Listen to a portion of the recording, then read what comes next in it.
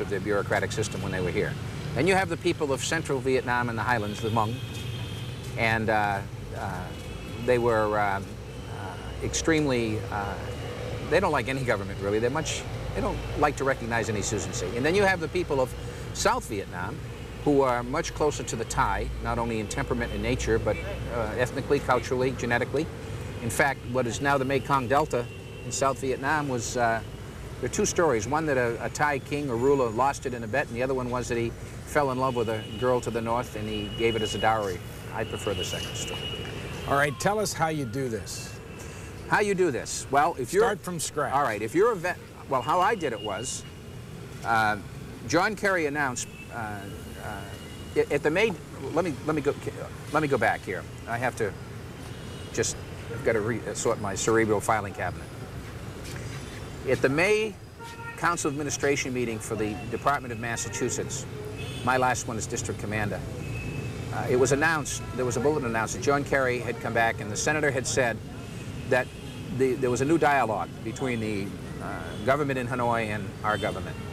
And in June that a group was coming over here. Now this is what the news release said: non-political, non-partisan, and people from the VFW, the American Legion, and the Vietnam Vets of America had been invited to come over. And so I wanted to find out what was going on. So I called and... On your own? On my own. I wanted to find out what was going on. I've been writing letters for a long time.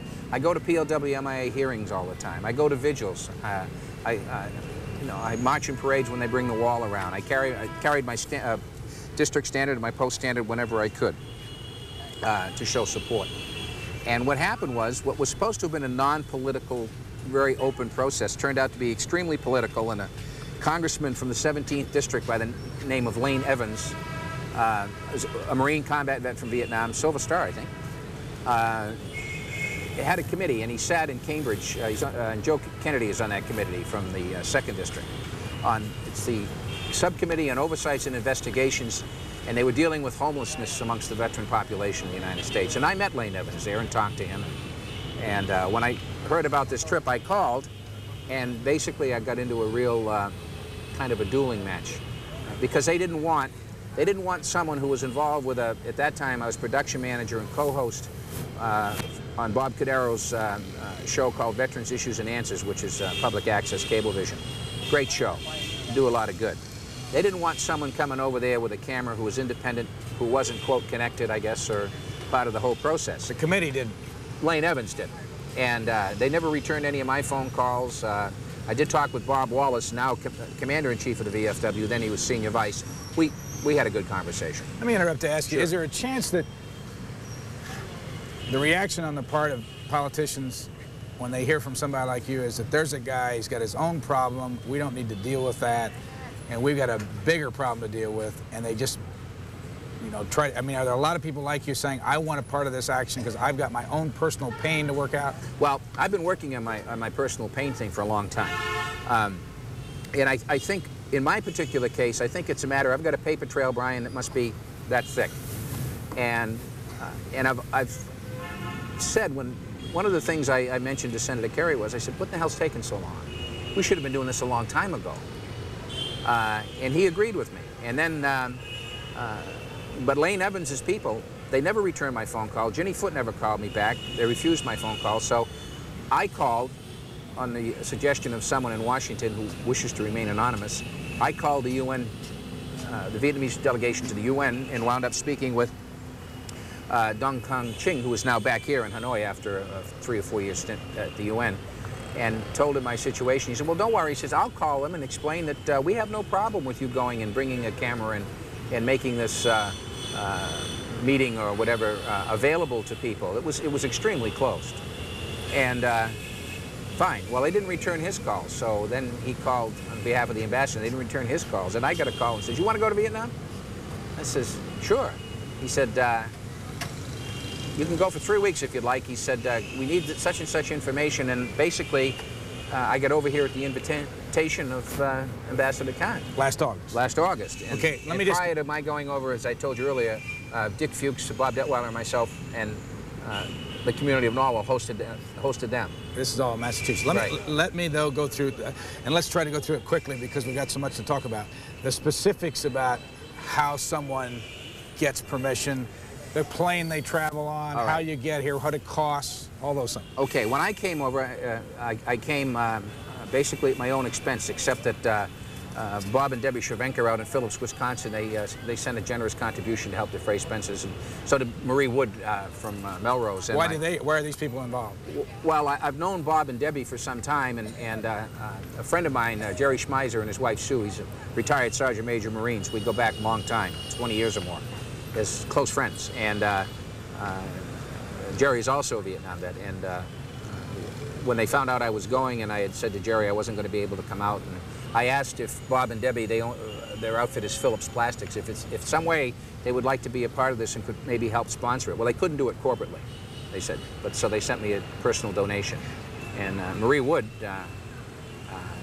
every year at her office in Melrose, if you want to bring your child and have his picture taken to Santa Claus's lap, it's all done courtesy the community. She makes a donation to the Cancer Fund for Santa showing up for a couple of days.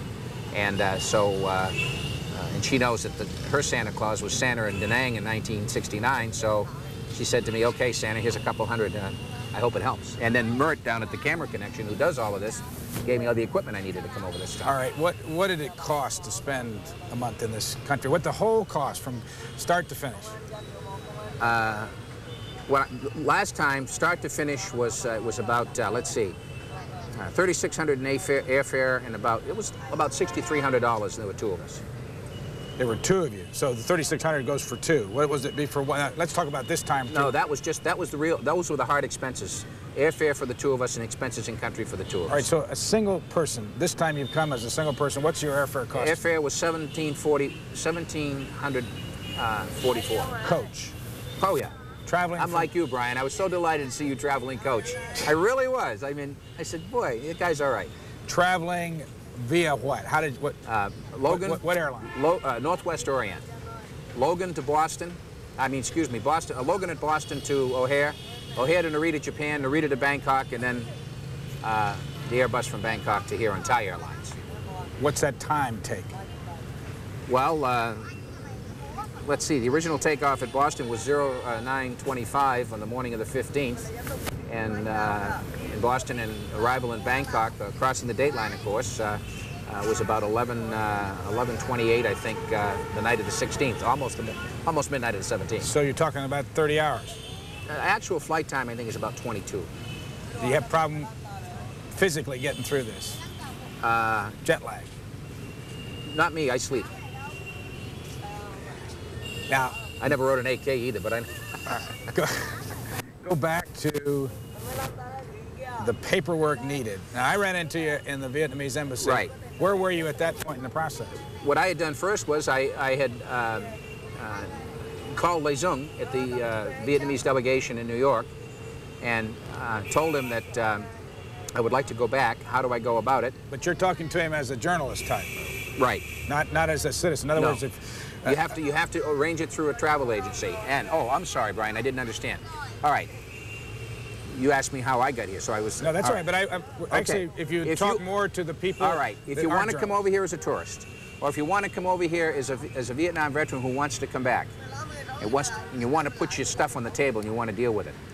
The Vietnamese government, I met with the head of the Tourist Bureau when I was here last time, and I have a proposal from them which is good for 15 days. And they like to have groups of 24, 25, and the reason for that is it just makes it easier for them to figure equipment.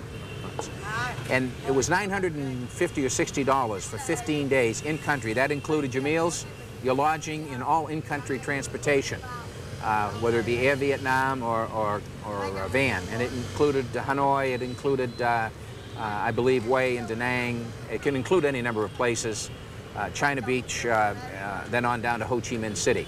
It does not include airfare, but the Vietnamese government was extremely receptive to Vietnam vets who want to come back, see Vietnam today, and to welcome us. When I was here last time, I ran into a press officer at the Press Bureau who's from North Vietnam, who fought with one of the VC battalions in the South, and we were on opposite sides of the fence during an operation called Dewey Canyon in 1969, and he got hit.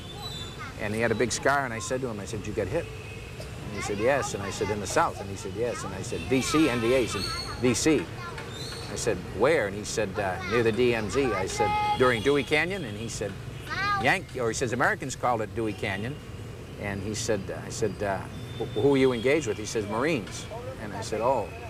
And I was working the business end of a 60 part of that time, and he said, "What's a 60? An M60 machine gun. Fires a 7.62 NATO round." And he got up and he said, and he was shaking, and I got up and I was shaking, and he said, "The war's over for me." I said, "Geez," I said, "it's over for me too, at least in this respect." And we just kind of gave each other a hug and shook hands and sat down and drank a pot of tea together. Does this stuff work? Is the pain less than it used to be for you? I don't know if it's any less, but it's not as cloudy. I think I'm able to see some things better. Some things I don't know that I'll ever see better. But it's something I had to do for me, because no one's going to do it for you, Brian. Well, what do you say to the folks out there saying this guy ought to get a life? I mean, this is 20 years ago. And... Well, I had a life, you know, and I came back and I pedaled a bicycle from Mexico to Canada, and every shrink I ever had said, "Boy, he was angry. You were an angry man." And I settled in the San Juan Islands in Washington State, and wound up going to the Institute for Adult Studies, which is now Comolson, which is a division of the University of Victoria in British Columbia. And I wound up and I stayed in San Juans. And I got married, and I went into the real estate business, and I did very well. And then all of a sudden things began to happen that the sweats, the nightmares. I settled in Friday Harbor because it was the only place that felt safe. Where's Friday Harbor? San Juan Island, Washington, San Juan County, Washington. Near Seattle. No, about 100 miles northwest of Seattle, right. And it's part of the San Juan Archipelago, which stretches from Tacoma all the way north to Desolation Sound in Canada. And basically what I did was I dropped out, and one day I just I couldn't handle it. And I was married. My wife was the pharmacist at Orcus, and she was coming home late, and